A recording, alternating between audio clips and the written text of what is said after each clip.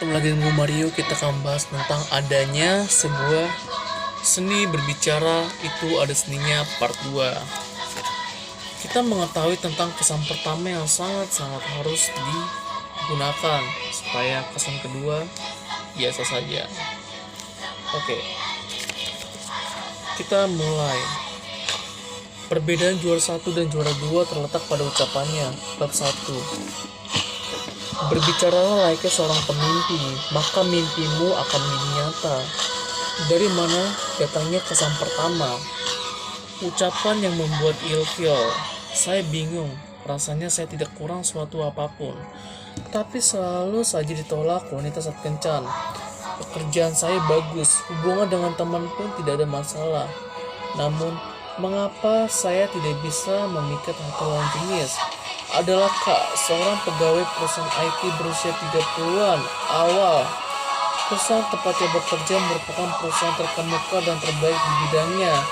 Namun ia gelisah, ia bekerja di tempat yang berfokus pada penelitian dan pengembangan sehingga tidak punya banyak waktu untuk bergaul dengan lawan jenis. Ia ingin menikah dan belakangan sering mengikuti kencan buta. Tapi sering pula ia ditolak para wanita. Sambil mendengarkan ceritanya, saya terus mengamatinya, tidak tampak ada masalah khusus pada karakternya. Pemilik sifat biasa yang dapat ditemukan dimanapun. Namun kebanggaan terhadap dirinya sendiri sangat luar biasa. Dari segi akademis, kerjaan, keluarga, dan kondisi fisik, ia merasa tidak kalah dari orang lain. Ia juga sering menyebut hal yang sebenarnya tidak perlu dijelaskan. Selang beberapa saat, saya bisa mengetahui apa masalahnya. Bagaimana Anda berbicara dengan wanita saat kencan? Biasa saja. Menurut saya tidak. Karena itu, para wanita tidak tertarik kepada Anda. Bagi wanita, kesan saat pertama kali bertemu sangatlah penting. Penampilan yang rapi memberikan kesan yang bagus. Begitu yang namanya pula dengan gaya bicara. Suara yang bagus saja tidak cukup. Bagaimana berbicara agar memberi kesan yang baik pada lawan bicara juga penting. Dari yang saya lihat, Anda lebih sering membanggakan diri sendiri dalam percakapan. Kalau saat ini kita sedang berkencan, saya pasti sudah merasa jengkel kepada Anda. Ia merupakan salah satu contoh orang yang berugi karena ucapan meskipun sudah memiliki semuanya untuk memberikan kesan pertama yang baik. Suaranya jernih dan enak didengar, tapi isi ucapannya yang terkandung di dalamnya yang bermasalah. Dengan hanya membicarakan diri sendiri dan tidak memikirkan lawan bicara, itu sama saja membanggakan dirinya sendiri dan meninggikan egonya. Terkadang kita mengetahui tentang adanya seseorang manusia seperti itu. Banyak sekali kita bisa temui tentang adanya seseorang yang membanggakan dirinya sendiri dan tanpa mengetahui orang lain itu suka atau tidaknya. Dia tidak peduli. Dia akan membanggakan diri yang bagus sih bagus, tapi ada kalanya kita bisa mengetahui tentang adanya zonanya atau waktunya.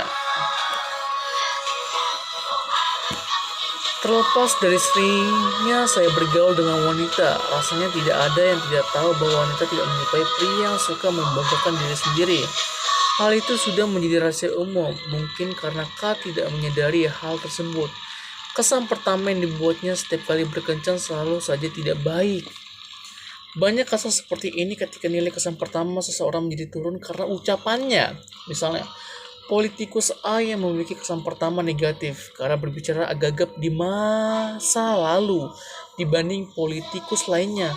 Ia sebenarnya lebih santun dan tenang, namun karena cara berbicara yang terbata-bata dan samar-samar, ia dinilai tidak tegas dan kurang cakap dalam membuat keputusan. Inilah yang dinamakan perbedaan perspektif. Padahal seorang pemimpin dinilai dari cara bicaranya dan hal tersebut merupakan kelemahan yang fatal. Publik tidak mungkin mengetahui orang seperti apa ia sebenarnya.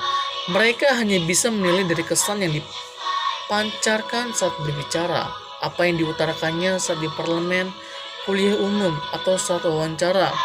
dengan jurnalis menjadi bahan penilaian yang penting.